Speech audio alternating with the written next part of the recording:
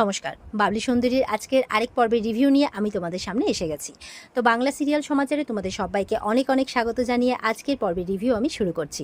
শুরুতেই যেটা দেখা যাচ্ছে যে বাচ্চারা এবার অর্চিষ্মানকে বলছে, মানে বেবি বলছে যে এখনও এন্টারটেনমেন্ট বাকি আছে। বলে, ও তাই নাকি, এখনও বাকি আছে, আচ্ছা ঠিক আছে। তখন অর্চিষ্মান অ্যানাউন্স করছে যে বাচ্চারা এখন সবাইকে মানে নাচ গান করে শোনাবে। তো এটা শুনে তো ওই বোন দিদি ওরা বলছে যে এই এখন একটু হিন্দি গানের ডান্স হলে হয় না? বলে না না, এখন কোনো হিন্দি লারে লাপ্পা হবে না, এখন বাচ্চারা যেটা দেখাবে সেটাই দেখো।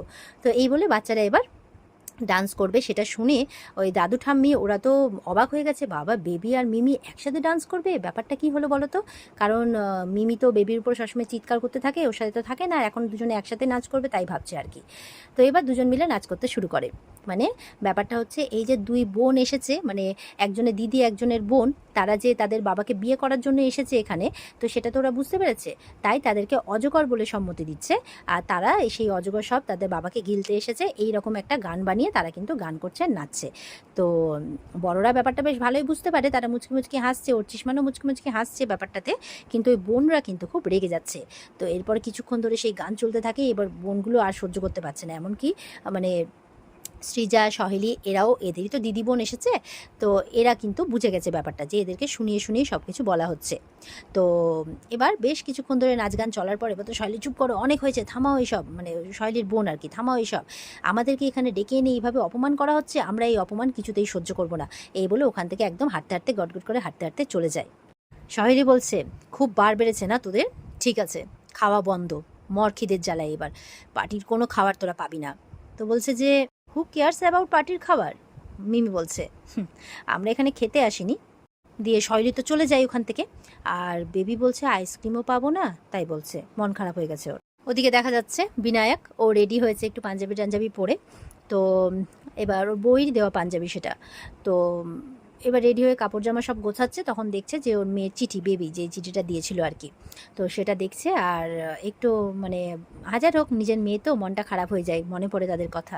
তো তার বউয়ের ছবিটা নেয়, আর ছবিটাকে ড্রেসিং টেবিলের মধ্যে রাখে, আর বলছে যে তুমি আমাকে শক্তি দাও, আমি নিজেকে যাতে স্ট্রং করতে পারি, মানে এই যে আবেগগুলো যাতে তার বেরিয়ে না আসে, নিজেকে সবসময় একটা অ্যাটিটিউড, মানে একটা শক্ত মানুষ হিসেবে দেখাতে চাই সবাইকে। তো এবার দেখা যাচ্ছে অর্চিষ্মান ফোন করেছে বিনায়ককে, বলছে তোর মেয়েরা তো আজকে ফাটিয়ে দিয়েছে রে, ওই সহেলি মানে ওদের বোন দিদি, এদের মুখগুলো শুধু দেখতে হতো, সত্যি তোর মেয়েদেরকে নিয়ে না তোর প্রাউড ফিল করা উচিত, এইভাবে বলছে। সে অজগর সাপের হাত থেকে না, সাপদের হাত থেকে তোকে জাস্ট বাঁচিয়ে নিল তোর মেয়েরা। তো বিনায়ক বলছে, তুই কাজ না করে পার্টি নিয়ে মেতে আছিস, কাজগুলো কে করবে? আর আমার সাথে না মেয়েদেরকে জুড়ে দেওয়ার চেষ্টা করিস না, এই ফাটলটা কোনোদিনই জুড়বে না। এই বলে ফোনটা কেটে দেয়। অর্চিষ্মান আর কী বা করবে, চুপ করে যায় বেচারা। আর ওদিকে ফোনটা কেটে দেওয়ার পরেও অর্চির কথাগুলোই কিন্তু ভেবে যাচ্ছে বিনায়ক, ওর মেয়েদেরকে নিয়ে যা যা বলল।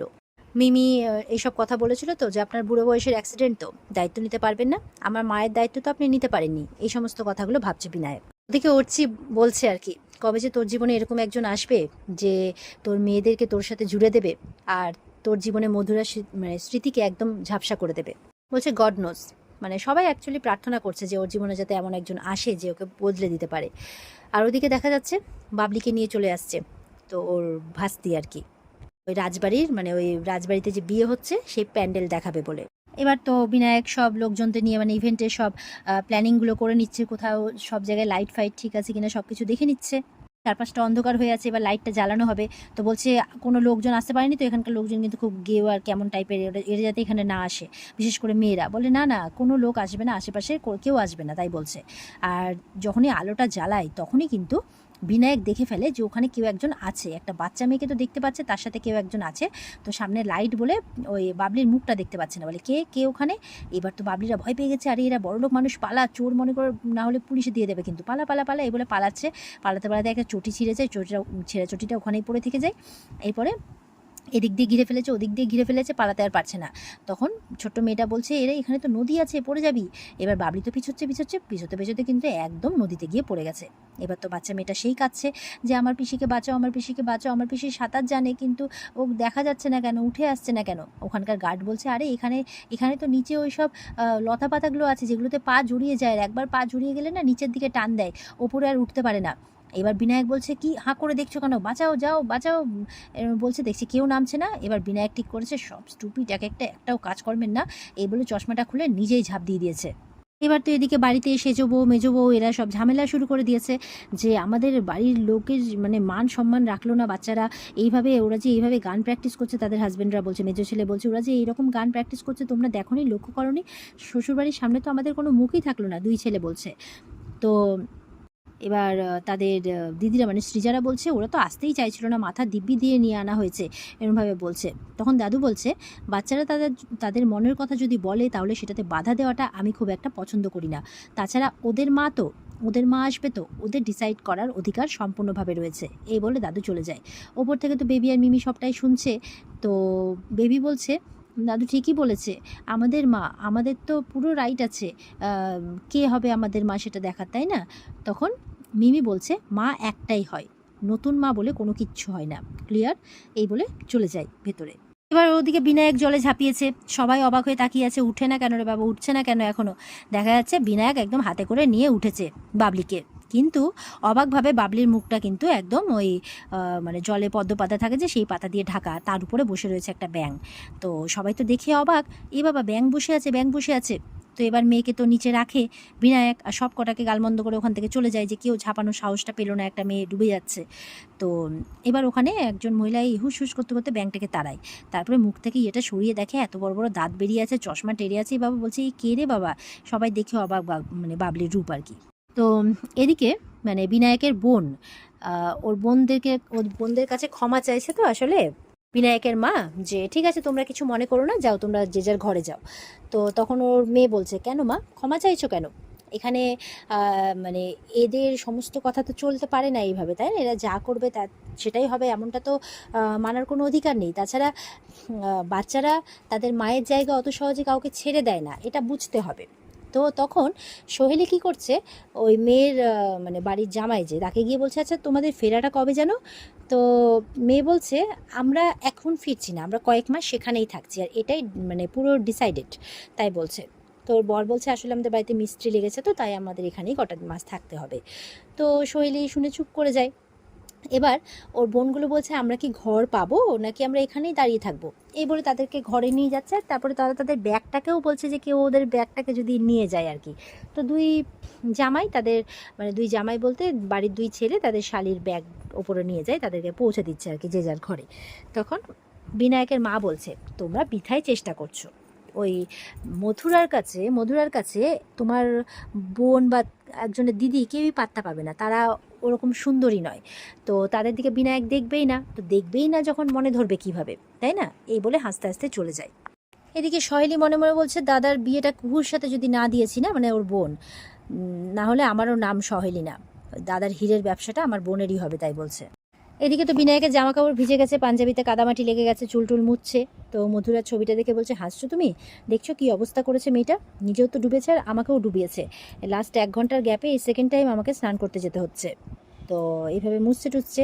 তো তখন ওখানে উঠছি এসছে, বলছে, কিরে শুনলাম ডুবে ডুবে জল খাচ্ছিস? বলে, হোয়াট? বলে, হ্যাঁ ঠিক এইভাবেই না আমিও অবাক হয়েছিলাম যখন শুনলাম যে তুই একটা মেয়েকে বাঁচাতে নেমেছিস। বলছে, শেষে একজন মহিলাকে বাঁচাতে গিয়ে লাগা চুনরি মে দাগ, হ্যাঁ মানে এইভাবেই আর কি মারছে। তো বিনায়ক বলছে, তোর বাজে বকা বন্ধ হলে আমি এবার স্নানে যাই। বলছে, শোন না, আমি ভেবেছিলাম হিরো যখন জলে নেমেছে হিরোইনকে তুলবেই। ও বাবা, হিরোইনের মুখ যখন দেখি হিরোইন না রে জিরোইন। তখন বিনায়ক বলছে, আমি কি কারো মুখ দেখে ডিসাইড করবো যে তাকে আমি বাঁচাতে নামবো কি নামবো না? স্টুপিডের মতো কথাবার্তা বলছে। এই বলে চলে যায় স্নান করতে। এদিকে মথুরার ছবি দেখে অর্চি বলছে, এই মথুরা, কি এইরকম মেয়েকে পাঠাচ্ছিস বলতো? এবার বরটাকে ছাড় না, ওর জন্য একটা সুন্দরীকে নিয়ে আয় না, তাই বলছে। এদিকে ওই ছোট্ট মেয়েটা মানে শুয়ে আছে ওর পিসির সাথে, আর বলছে যে আচ্ছা শেষে তোর মুখেই ব্যাঙ বসতে হলো রে পিসি। আচ্ছা তোর বিয়ে হয় না কেন বলতো? তুই তো কত সুন্দরী, তাও ওরা মানে বাবলি সুন্দরী, কমেডি সুন্দরী তুই, তাও ওরা তো ওরকম করে কেন বলছিল? তো তোর বিয়ে কেন হয় না? তো বলছে, বিয়ে? শোন না, আমার বিয়ের জন্য তো কতজন এলো, আর মানে কতজনকে তুড়ি মেরে উড়ালাম, ওই সেই বেকা টেরা চিমড়ে মোটা এরকম।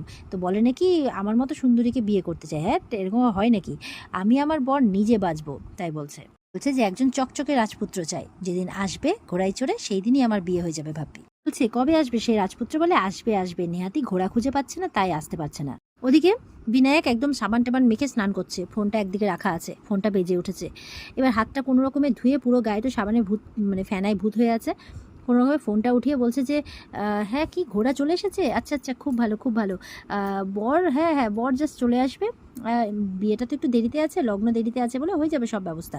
কিন্তু ওই পাশের লোকটা বলছে যে কিন্তু একটা প্রবলেম আছে, বলে কি শুনতে পাচ্ছি না, কি কি এই বলতে বলতে ফোনটা পিছলে একদম বাথটাবের মধ্যে পড়ে যায়। আর তো কি করবে, ওর চিসমা তো খুব রেগে যায়, বলছে এই বিয়েটাই আমার জন্য কাল হবে মনে হচ্ছে। তো এখানে কিন্তু আজকের পর্ব শেষ হয়ে যায়, কিন্তু পরের দিন আমরা যেটা দেখতে চলেছি যে বিনায়কের ইভেন্টে যাদের প্রোগ্রাম করতে আসার কথা তারা আসতেই পারবে না। সেই জন্য মানে বিনায়কের ইভেন্টের লোক এসে মানে বাবলিকে হায়ার করে নিয়ে যাবে ওখানে হাসানোর জন্য। তো বাবলি কিন্তু যাবে হাসাতে কমেডি সুন্দরী সেজে, আর হাতে নিয়ে যাবে সেই ডিমের ঝুড়ি। না জানি সেটা দেখি এবার বিনায়কের কি অবস্থা হবে। এমনটাই দেখতে চলেছি আমরা আগামীকালকে রিভিউতে। তো অপেক্ষায় থাকবে সবাই। আজকের পর্বের রিভিউ যদি ভালো লেগে থাকে লাইক কমেন্টে জানাবে, আর আমাদের সাথে জুড়ে থাকতে চ্যানেলকে সাবস্ক্রাইব অবশ্যই করবে। দেখা হচ্ছে তোমাদের সাথে আগামীকালকে। সবাই খুব ভালো থাকবে। আজকের মতো পর্বের রিভিউ এই পর্যন্তই। বিস্তারিত দেখার জন্য স্টার জলসার পর্দা রয়েছে। টাটা।